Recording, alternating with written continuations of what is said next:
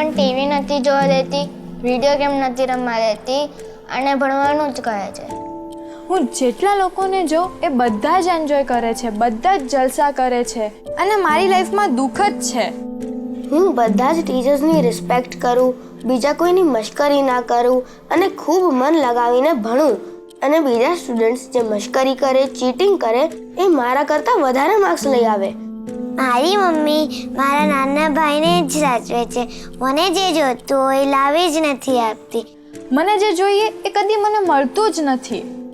હું બધાનું સારું ઈચ્છું, બધાની હેલ્પ કરું, બધા સાથે એડજસ્ટમેન્ટ લઉં, તો પણ મારી સાથે જ બધા ખરાબ કરે.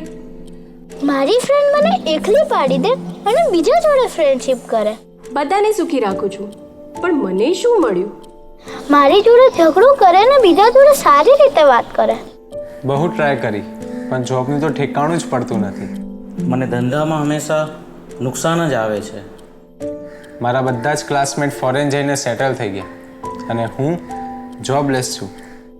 કેટલાય ટાઈમથી વિચાર કરું છું પોતાનું ઘર લઉં, ગાડી લઉં, બેટર લાઈફસ્ટાઈલ હોય, પણ ખબર નહીં કેમ સફળતા મળતી જ નથી. મારા દીકરાનું નાની ઉંમરમાં જ કાર અકસ્માતથી મૃત્યુ થયું. હજી તો એમનું જીવન શરૂ જ થયું હતું અને આવું બન્યું.